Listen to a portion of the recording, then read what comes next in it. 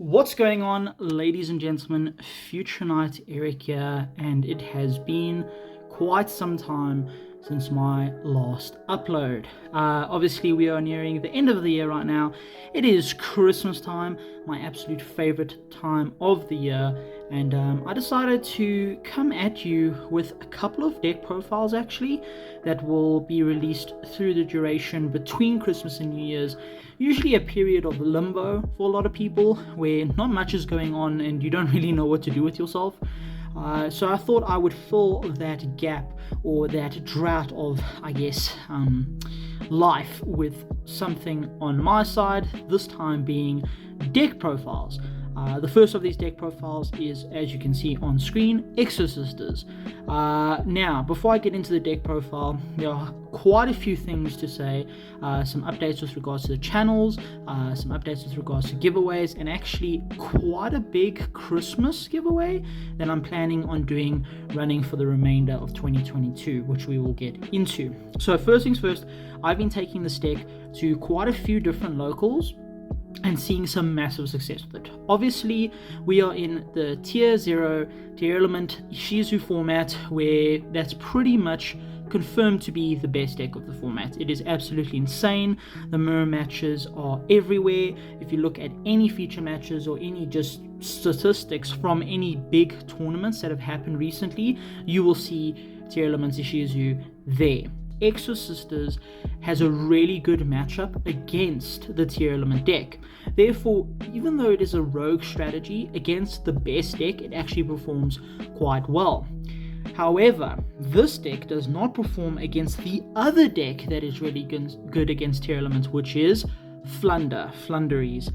That deck is by far the worst matchup for this deck. And that being said, I've taken this to 3 different tournaments. One was 5 rounds, 4 rounds, and 4 rounds. So that is a total of 13 rounds. And out of all 13, I only dropped 2 games, and both games were to Flunder. I didn't actually play against any Tearlament Ishizu. Apparently, even when I go to bigger tournaments that have a heavier meta representation, I just end up versing Floowandereeze. The bigger tournament that I actually attended, where I versed one of these Flunder players, for the rest of the tournament I versed 2 other Flunder players, and I managed to beat them because of the side deck and how I've actually built my deck. But it just shows you can build a deck to beat the best deck, and then you might not even see them in these smaller local tournaments. Either way, really good success with this deck, and I thought I would show it off and my updates and just thoughts on it moving into 2023. But before we get into that, like I said, there is a giveaway, not necessarily attached to this video, but you'll see on screen now a photograph of all the things I'm actually giving away on my Instagram. I'm going to be giving away 2 times Structure Deck Legend of the Crystal Beasts with a box of Battles of Legends Crystal's Revenge. So what that means is there are 2 separate winners that will both win 2 of these structure decks plus a booster box of Crystal's Revenge. Now you might be wondering, Eric, Future Knight, where's the opening of Crystal's Revenge? Why have we not seen you open the set? And my answer to you is, I have actually done an opening for it. I've done an opening, I recorded it, and at the very end when I got into editing, my audio was bugged the entire time. There was this massive static sound and it was pretty much unwatchable. And just in case that wasn't bad enough, because I just thought to myself, okay, I'll kill the sound and I'll just do a voiceover. Halfway through the video, my phone ran out of space. So there is only half a video. So in the second box, when I open up the second box and I actually pull an access code, that isn't even on footage. So because of that, I have decided that I'm just going to do a other social media type giveaway where I post it on Instagram. Not going to do Twitter this time around. I think Instagram is more accessible by a lot of my viewers, and do the giveaway that way. Anyway, the details for that giveaway will be on the Instagram post. My Instagram will be linked in the description. Please go ahead and do whatever that post says to enter that giveaway. Additionally to the Crystal Beasts package giveaway that I'm doing, there are a few prizes that haven't been claimed throughout the year that I'm also going to be giving away. There is a Karibo collection game mat, there is a Albaz game mat, a Heroes game mat, and 2 structure decks Albaz Strike. So that will be a second post on my Instagram that you can enter, and I think the winners there will be the Albaz mat and 2 structure decks to 1 person, and then the Hero mat and Kariba mat to 2 people respectively. So yeah, some pretty, fantastic giveaways here rounding out the end of the year. Of course, I'll select winners in the new year and get those to you once things have calmed down and settled for the new year. But yeah, other than that, not much else to say. The rest of my deck profiles will make mention back to this deck profile if you want to just hear those details again. But if you're following my Instagram, you should see those posts. Okay, and without further ado, sorry for that very long intro / updates. Let's get into the deck profile. So starting off, we're playing the reason the deck is even playable. We are playing 3 Martha. Why did you say that name? So we've got 3 Martha. She's absolutely by far the best Exorcist in the entire deck. She is the one that tunes out your Elise. So all of the Exosisters mention each other, or at least one other, and because of that, there's quite a lot of synergy with their cards. Martha says if you control no monster's own Exosisters, you can special summon her and then special summon Elise from deck, and then you are locked into summoning, I believe, Exosister monsters for the rest of the turn. Also, she's unique in the fact that she's one of the only Exosisters you can trigger her second effect. All Exosisters in the deck have a secondary effect where if an opponent moves a card out of either graveyard, so whether it's Monster Reborn, whether it's banished, whether it's shuffled back, you can then chain and immediately XYZ summon over your Exosisters, which means a lot of the smaller Exosisters, especially against a deck that does move cards from the graveyard, suddenly become free XYZs with 1 materials, which is insane. But Martha is unique because you yourself can also move a card out of the graveyard to trigger Martha. She's the only one that has this special clause, so sometimes it's always good if you cannot reach your full combo, which is obviously ending on Magnifica, to sit on a Martha, because you can trigger it yourself if need be. Or if you're using Vardis to summon them out, Martha is one of the better ones to summon out, again, because if your opponent doesn't move a card out of the graveyard, you can forcefully remove a card out of the graveyard using some of the cards we play, and you can trigger Martha. Then we are, of course, playing the one she summons, Elise, but Elise originally actually paired with a different Exorcist. She pairs with Stella. So, Elise is probably the second best Exosister, being the Exosister that can, if you control Exosister, you just special summon her, and again, she's got that effect when your opponent moves a card out of the graveyard to XYZ. Stella is basically the same as Elise, but not as good. She is on field, you can activate her effect, and then summon a Exosister. She is susceptible, obviously, to Veiler Imperm, and any other negations that you can get on field that target. So, usually, if you see both of them in your hand, you want to normal Stella. You can use the effect. If you don't want to use the effect because they have a negate and destroy, you don't have to, and then you can just special summon the Elise, and then you still have the Stella live. Or if you attempt to use Stella and they Imperm, you've at least baited an Imperm to then special summon your Elise, which is pretty cool. Also, when you special summon Elise, if you control a Stella, you gain 800, and vice versa. If you use Stella effect to special summon Exosist and you control an Elise, you gain 800. The gain 800 is very weird, but it's because a lot of their cards actually require you to pay 800. So that's the first, I think, trinity of sisters that exist in the deck. The next trinity is 3 Sophia, not trinity, sorry, the next linking ones. A lot of people only play 2 Sophia. I think she's actually the best one to draw alongside your Martha, because it actually allows for you to get a random +1 in the middle of your combo where you can draw. I do only have the 1 CR, which is a shame, but she's by far probably my favorite looking one. I really like the aesthetic on the card with the library in the background, and yeah, so she's your draw 1, and then of course if you control Irene, when you draw 1 you gain 800, and Irene's effect is you can take an Exorcist card in your hand, put it to the bottom of your deck and draw a card, and if you control Sophia you gain 800. You only play 1 Irene because it's not very good. It's perfect net 0. You're putting a card back to draw a new card, which is not always great, but you have to play it because of the link between their names. Next we play their Searcher, but this is an incredible Searcher because it doesn't only search a monster, it searches an Exosister card.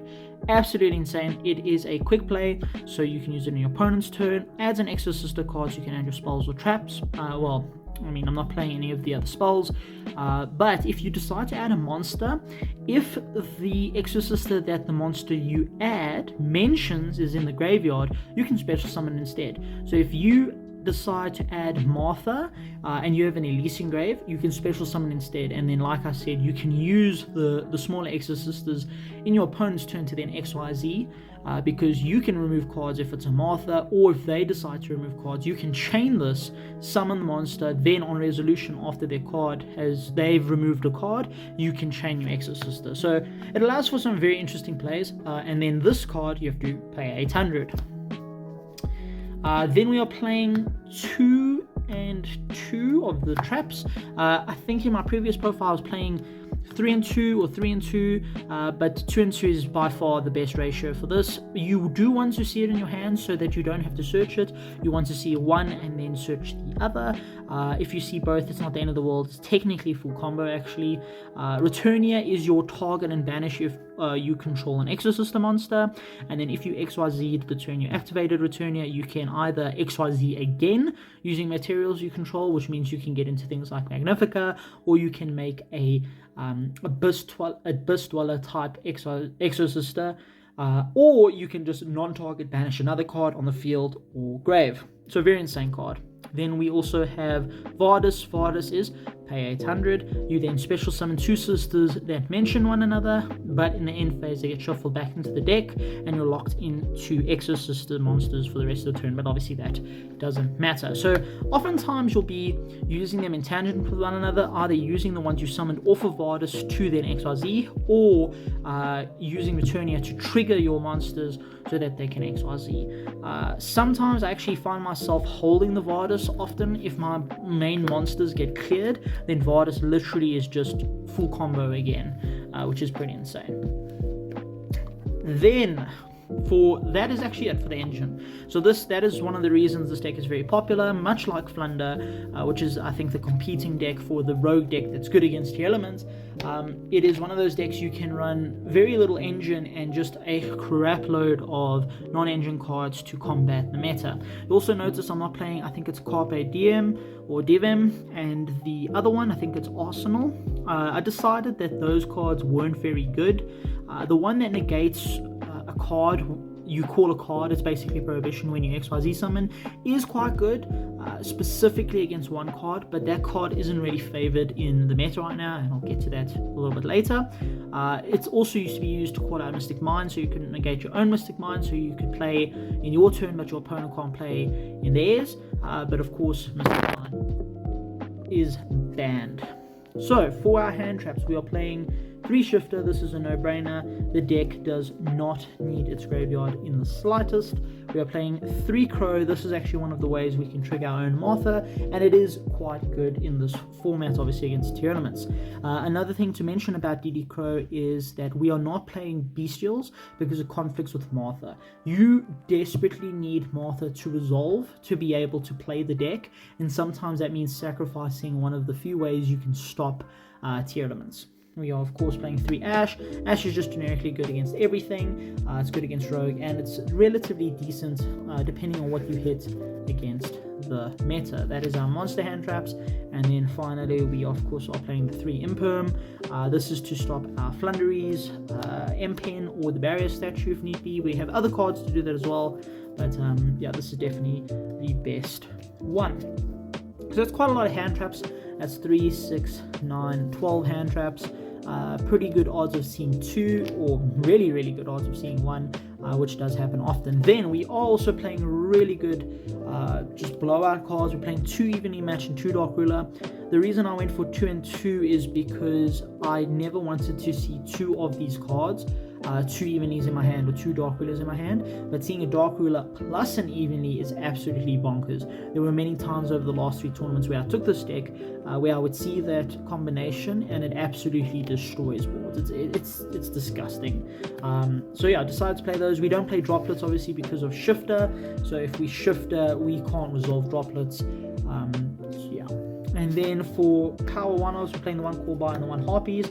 Harpies, I've actually really enjoyed it in the main, just to have something to remove back row, whether it is the, forcing out the Trap from Floowandereeze, or forcing out a Crime or a Silic. It's just an insane card, and called by, you just have to stop your pesky hand traps, even though some hand traps aren't floating around as much currently in this format. And then this is usually the point where I would put down a bunch of cards and say, if I had Prosperities, these would be Prosperities. Except this time, ladies and gentlemen, I actually finally got my playset of Pot of Prosperity. This is phenomenal. I'm so happy to finally have a playset of this. Huge shout out to my very good Yu-Gi-Oh friend Michael for hooking me up with this playset. They are absolutely stunning. They're original prints. I can't believe I finally have them. My deck building options have changed immensely, and you'll actually see that in my upcoming deck profiles. A lot of the decks I play actually can use this card, which is great because I've never had access to it, or when I did have access to it I was borrowing, or I only had 2, but now I finally have my playset of European straight up Pot of Prosperities, and it's incredible. However, saying that, I do know some people cannot afford or don't have access to this card, and I actually think there's a really good alternative which I played for 2 of the 3 tournaments. That is Crossout Designator plus a Nibiru. Now, the only reason I'm saying Nibiru over anything else is because this deck straight up loses to Nibiru. Your normal combo uses its normal summon either on the 4th or 5th, but if you normal on the 4th, you always have an extender to get another body, and that makes 5, and then when they nib you, you don't have any Exosisters left that you can tune out, unless you have a Pax that you can extend with, using the graveyard. So this is just a little package. You could also arguably cut 1 Imperm for 1 Veiler, just so you can play through hand traps easily, because a Veiler doesn't really hurt depending on where they use it, but if they use it and you don't have enough extension, it can hurt a lot. You could end on literally just a random Exosister XYZ that doesn't do much. So I definitely think there's room for argument for either. However, the last one I played, the one where I lost against one Flunder and I played against 2 other Flunders, this card is absolutely insane. So if they stop you at any point, you literally just draw for your extension and keep playing. And of course, they're not playing Nib, and of course, Ishizu isn't playing Nib. So it just works out. And even against Ishizu Tearlament, the ones that are playing Super Poly, this deck just laughs at them because it doesn't always end on 2 bodies. Sometimes it ends on 1, and that 1 body actually gives them hell, which we'll speak about right now. So we are playing 2 Magnifica, the boss monster of the deck. This is the monster that can attack twice. This is the monster that can quick effect detach a material to non-target banish a card your opponent controls. Absolutely insane. Then also when an opponent activates a card effect, you can chain Magnifica to detach a material, shuffle that material back into the extra deck, and then immediately XYZ that material's monster over Magnifica. So say for instance we have Michaelis, your opponent activates Raigeki for whatever reason. I mean, it would still die, but you can still chain Magnifica, detach Michaelis, put Michaelis over your Magnifica. So the best part about all of that is that it's not once per chain. So if your opponent if you activate its effect to banish, your opponent activates something to negate, say it targets, you can then chain the Magnifica so to get rid of your target, which is Magnifica, and then the banish will still resolve, which is absolutely insane. So she's the boss monster, 28, can attack twice. You only play 2 because you don't generally need a 3rd. Sometimes you need a 3rd. In my last deck profile, I said I would stop playing the non-Exosister cards just because the Exosisters carry the deck so much. You see, I don't actually follow that, train of thought here in this deck profile, but 2 Magnifica I think is more than enough. And for the card that you need to play 3 of, you need to play 3 Michaelis. So she is, on the turn she summons, she's a quick effect target on field or grave. Banish, which means she can also trigger your Martha. She is a detach to add any spell or trap, Exosister spell or trap. So she is obviously the one that gets you to your Vardis, to your Eternia, and to your Pax. Then we are playing only 2 Caspatel. She is the one that searches your monster. If you used Martha to get into her, what you're generally doing with this is adding Sophia, if you have Stella or Ellis in hand already. If you do not have Stella or Ellis in hand already, then you want to add them, use them for extension. But yeah, so we only play 2 because the monster search is not as powerful as searching for something like Pax or Eternia. Then we are, of course, playing one Exosister Asophiel and one Exosister Gibberine. Gibberine is your quick effect Imperm, as well as the T-Attach to make every XYZ monster you control this turn gain 800. So even the ones you summon afterwards, they gain 800 as well. And then this is your Compulse. You can detach one material from this card, target one monster your opponent controls, return it to hand. And when she is summoned, your opponent cannot use effects in the graveyard, and when Caspatel is summoned, they can't summon from the graveyard, which are actually both really, really good, of course, against Tearlaments. Then for our non-Exosister cards, we are playing the one Zeus. I think you sort of have to at this point with the Abyss Dweller and with the Baguska. You could argue that Asophiel is basically your Abyss Dweller and the Abyss Dweller's overkill, but I still think it's worthwhile playing just in case you get rid of your Asophiel. You can make Abyss Dweller, which is essentially Asophiel twice, which is absolutely insane. And then obviously Baguska, there was this very, very random interaction with Baguska into Dinomorphia. I think I actually speak about it in my last video, where they had the giant T-Rex. I summoned this in defense position, and it's not an activated effect. Turn the giant T-Rex into defense position, and then I linked off the Baguska into a Phoenix, just so I could attack over the T-Rex because it's got 0 defense. And then from there I could actually play because I now had effects again, which is pretty cool. So yeah, these are often the 3 that I will banish off of Prosperity. If I'm doing 3, and if I'm doing 6, I'll get rid of these as well. We've got Phoenix, and then we have the Light Charmer, and then we have Daybreaker. Now, this is obviously going to be posted up to the Exosister Facebook group, and I do want to say I'm probably going to catch some flack for this.